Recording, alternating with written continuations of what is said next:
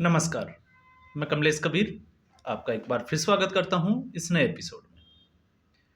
आज के इस एपिसोड में मुद्दा क्या है, उससे पहले हम बात करेंगे एक फिल्म की स्टोरी की। और फिल्म थी शोले। आपने देखा ही होगा, जिसमें हेमा मालिनी ने बसंती का रोल किया था। धर्मेंद्र थे, अमिताभ बच्चन और गब्बर सिंह। तो गब्बर सिंह का जो रोल है वो बड़ा फेमस हुआ था। और आपको वो सीन भी याद होगा जब धर्मेंद्र ये कहते हैं कि बसंती इन कुत्तों के सामने मत नाचना। तो आज राजनीति में भी ऐसा ही कुछ जो है वो चल रहा है। आज कांग्रेस पार्टी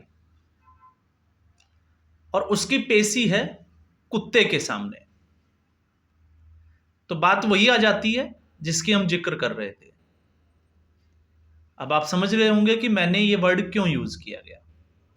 तो ये वर्ड मैंने इसलिए यूज किया कि कांग्रेस पार्टी के ही एक नेता जो 2001 से कांग्रेस पार्टी में है, महाराष्ट्र में एक बार वो एमएलए रह चुके हैं और 2 बार एमएलसी रह चुके हैं। उन्होंने चुनाव आयोग के बारे में जो टिप्पणी की थी, क्योंकि शिवसेना के नेता संजय राउत बड़े बड़बोले हैं, वो तो किस तरीके से उल्टा सीधा बयान देते देते जो है वो शिवसेना को ही गर्त में डाल दिया, वो तो पूरा देश देख रहा है। लेकिन जगताप की अगर हम बात करें तो वैसे उनको भाई जगताप बोला जाता है। तो उन्होंने जो है वो चुनाव आयोग को भारतीय जनता पार्टी या नरेंद्र मोदी के बाहर, घर के बाहर बैठा कुत्ता बोल दिया। मामला जो है वो ये तूल भी पकड़ा था। और तूल पकड़ने के बाद में जब माफी मांगने की मांग की गई तो जगताप ने जो है वो इस अपने बयान से माफी मांगने से इनकार कर दिया। और उसके बाद में भारतीय जनता पार्टी के ही नेता किरीट सोमैया ने पुलिस को जो है वो इसकी शिकायत भी की थी। तो ये मामला जो है वो बड़ा पेचीदा है। और मामला बड़ा पेचीदा क्यों हो जाता है? क्योंकि 28 नवंबर को सीडब्ल्यूसी की मीटिंग थी। अब सीडब्ल्यूसी की जो मीटिंग में कुछ चीजें निकल के आई थी जिसका जिक्र हमने पहले भी किया था।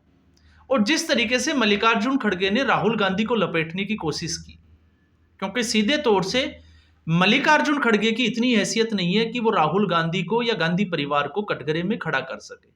लेकिन इशारों इशारों में जिस तरीके से उन्होंने कहा कि राष्ट्रीय जो चुनाव होते हैं उनके मुद्दे अलग होते हैं और क्षेत्रीय चुनावों के जो है वो मुद्दे अलग होने चाहिए, तो उनका इशारा कहीं ना कहीं राहुल गांधी की तरफ था।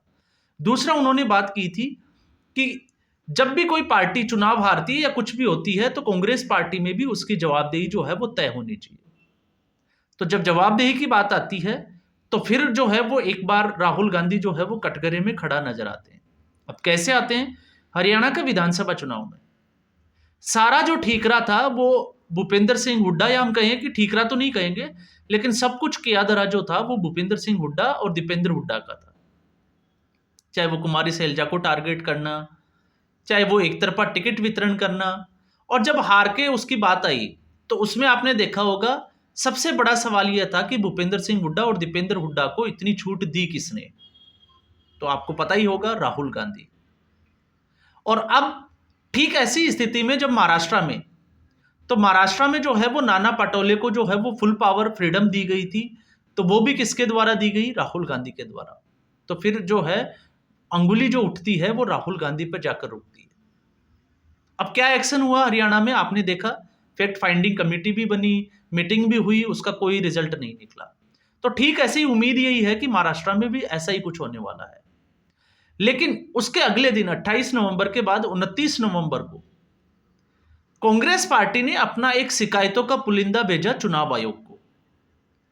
और मैं जिस कुत्ते की बात कर रहा हूं, ये कांग्रेस पार्टी के जिस एमएलए ने, जिस एमएलसी ने ये बात बोली थी, ये चुनाव आयोग के लिए बोली थी कि चुनाव आयोग जो है वो कुत्ता है, कुत्ते की जैसे उसका व्यवहार है। तो ऐसी स्थिति में चुनाव आयोग ने जो है वो कांग्रेस पार्टी को 3 दिसंबर को, मतलब आज की जो है वो तारीख दी जब मैं वीडियो बना रहा हूं, और 5 बजे कांग्रेस पार्टी के डेलीगेशन को चुनाव आयोग के जाना है। अब बड़ा सवाल ये उठता है कि क्या कांग्रेस पार्टी चुनाव आयोग जाएगी? क्योंकि कांग्रेस पार्टी की जो शिकायतें थी ये सिर्फ और सिर्फ जो है वो मतदाताओं को भ्रमित करने वाली शिकायतें हैं। और वो कैसे हैं मैं इसका भी आपको बता देता हूं। जब कांग्रेस पार्टी ईवीएम के ऊपर निशाना मार लगाती है तो वो एक तरफा बात करती है, वो हरियाणा की बात करती है, वो जम्मू कश्मीर की बात नहीं करती। ठीक ऐसे ही महाराष्ट्र की बात करती है, झारखंड की बात नहीं करती। और फिर इससे भी इतर जो है वो लोकसभा के चुनावों में लोकतंत्र की जीत आपने देखा होगा, जब जम्मू कश्मीर में नेशनल कॉन्फ्रेंस या भारतीय जनता पार्टी जो है वो सेकंड लार्जेस्ट पार्टी रही, नेशनल कॉन्फ्रेंस बड़ी पार्टी बनी, जो कि इंडिया गठबंधन का एक हिस्सा है। तो राहुल गांधी ने ट्वीट किया था कि ये लोकतंत्र की जीत। लेकिन हरियाणा में जो है वो हार हो जाती है लोकतंत्र की। तो इसलिए ईवीएम, और ईवीएम की जो लड़ाई है वो अभी से नहीं है। ईवीएम की जो लड़ाई है वो आपने देखा कि सबसे पहले विपक्ष में रहते हुए लालकृष्ण आडवाणी ने ये मुद्दा उठाया था 2009 में, कि मैं कैसे चुनाव हार सकता हूं, जब भारतीय जनता पार्टी और एनडीए गठबंधन की हार हुई थी। और 2014 के बाद में जो है वो विपक्ष ने इसको पकड़ लिया। तो जो विपक्ष में रहता है उसका टारगेट जो है वो ईवीएम रहता है।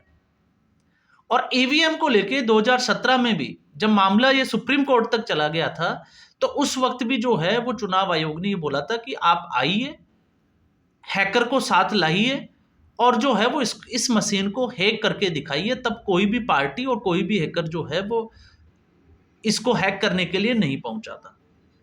तो आरोप लगाना और फिर उसको जब साबित करने की बात आती है तो फिर विपक्ष जो है वो इससे पीछे हट जाता है।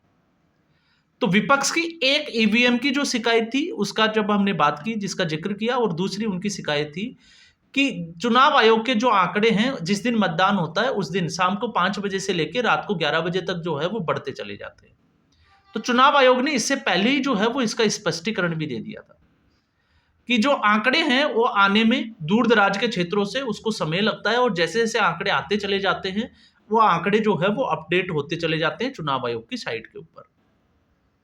लेकिन इसमें भी जो है वो कांग्रेस पार्टी और विपक्ष को जो है वो गड़बड़ नजर आती है। तो मामला एक तरफ जहां कांग्रेस पार्टी जो है वो मंथन भी करती है, फैक्ट फाइंडिंग कमेटी भी बनाती है, और फिर उसमें जो है वो चीजें निकल के आती है कि गुटबाजी जो है वो ज्यादा हावी रही, नेताओं का जो निजी स्वार्थ था वो ज्यादा हावी रहा, इसलिए कांग्रेस पार्टी की हार हो गई। और दूसरी तरफ फिर कांग्रेस पार्टी जो है वो ईवीएम के ऊपर अपना ठीकरा फोड़ देती है, या फिर वो सारी की सारी जो है वो चुनाव आयोग के ऊपर डाल देती है कि चुनाव आयोग जो है वो दोहरा रवैया अपना रहा है। तो अगर चुनाव आयोग सरकार से चल रहा होता तो 2014 में कांग्रेस पार्टी कैसे हार गई? ईवीएम उस वक्त हैक क्यों नहीं हुई? तो ये जो है वो बड़े प्रश्न चिन्ह है, जिनका जवाब जो है वो आज शाम को 5 बजे मिलने वाला है। तस्वीर साफ हो जाएगी। अगर कांग्रेस पार्टी जाती है चुनाव आयोग के समक्ष अपने डेलीगेशन के साथ और अपनी समस्याओं का निपटारा करती है, तो हम मान लेंगे कि कांग्रेस पार्टी जो है वो इस मुद्दे को लेकर गंभीर है। लेकिन आपने देखा कुछ सहयोगी दल जो है वो कांग्रेस पार्टी के इस स्टैंड से जो है वो किनारा भी करते हुए नजर आए। लेकिन अगर आज कांग्रेस पार्टी जो है वो चुनाव आयोग के सामने पेश नहीं होती है, तो सिर्फ और सिर्फ जो है वो एक, जिसको कहते हैं कि अपनी कमियों को ढकने का एक, जिसको सिगुफा होता है, वो सिगुफा कांग्रेस पार्टी की तरफ से दिया जा रहा है, वो होगा। जैसे आपने देखा जब चंद्रचूड़ सिंह सरकार के खिलाफ जाकर फैसले धड़ाधड़ फैसले कर रहे थे, तीस्ता सीतलवाड़ जैसे लोगों के लिए रात को सुप्रीम कोर्ट जो है वो 12 बजे खुल जाता था और उनको जमानत दे दी जाती थी। तब तक डीवाई चंद्रचूड़ जो थे वो बिल्कुल अच्छे थे, और सुप्रीम कोर्ट में जो है वो विपक्ष को लोकतंत्र नजर आ रहा था। चाहे वो अरविंद केजरीवाल की जमानत से जुड़ा हुआ मामला हो, फिर चाहे जो राहुल गांधी को जो गुजरात में 2 साल की सजा दी गई जिससे उनकी सदस्यता चली गई थी, उसको वापस लाने का हो, उस पर स्टे लेने का ऑर्डर हो, तो तब तक आपने देखा कि सुप्रीम कोर्ट जो है वो बिल्कुल साफ सही और साफ सुथरे तरीके से काम कर रहा था, निष्पक्ष तरीके से। लेकिन जैसे ही सुप्रीम कोर्ट में डीवाई चंद्रचूड़ का कोई फैसला विपक्ष के खिलाफ चला गया, तो अब देखा आपने, क्योंकि जब DY Chandrachud Singh supreme court में सीजीआई थे, तब इनके मुंह से जो है वो हलक तक, जिसको हम कहते हैं कि गले का पानी तक सूख जाता था, इनके मुंह से एक शब्द नहीं निकलता था, क्योंकि उनको पता है उस वक्त बोलते तो उनको खामियाजा भुगतना पड़ता। लेकिन अब जब वो रिटायरमेंट उनका हो गया, वो चले गए सुप्रीम कोर्ट से, तो अब जो है वो सीजीआई चंद्रचूड़ को भी लगातार निशाना बनाया जा रहा है। तो विपक्ष की जो मानसिकता है उससे ये साफ तौर से नजर आता है कि इस वक्त जो विपक्ष है उसको चारों तरफ अंधेरा ही अंधेरा नजर आ रहा है। उनको समझ ही नहीं आ रहा कि चुनाव किस तरीके से जीते जाते हैं, उनकी रणनीति क्या होनी चाहिए, उनके मुद्दे क्या होने चाहिए।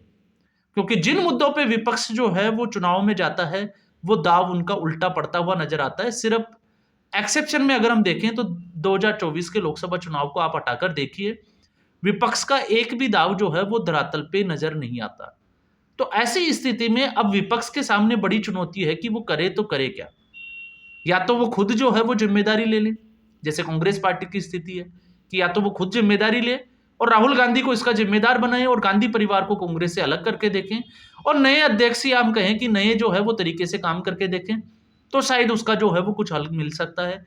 लेकिन अगर यही लॉबी रही, चाहे वो केसी वेणुगोपाल हो, अजय माकन हो, राहुल गांधी और उसके आसपास के रणदीप सुरजेवाला, तो फिर कांग्रेस पार्टी को कौन बचा सकता है। तो ऐसी स्थिति में कांग्रेस पार्टी जो है वो किसके ऊपर ठीकरा फोड़ेगी, तो आपको पता चल गया होगा। वो सीधे तौर पे जो है वो या तो चुनाव आयोग होगा, सुप्रीम कोर्ट होगा, या फिर ईवीएम। तो आज इसका भी फैसला हो जाएगा कि कांग्रेस पार्टी जो है वो इन मुद्दों को लेकर कितनी गंभीर है। तो आज के एपिसोड में बस इतना ही। उम्मीद करेंगे शाम को 5 बजे कांग्रेस पार्टी जाए और फिर उसके बाद में जो निकल के आए उसके ऊपर हम जो है वो आगे चर्चा कर सके। तो आज के एपिसोड में बस इतना ही। वीडियो अगर आपको पसंद आया लाइक करें, शेयर करें, चैनल जरूर सब्सक्राइब करें। धन्यवाद।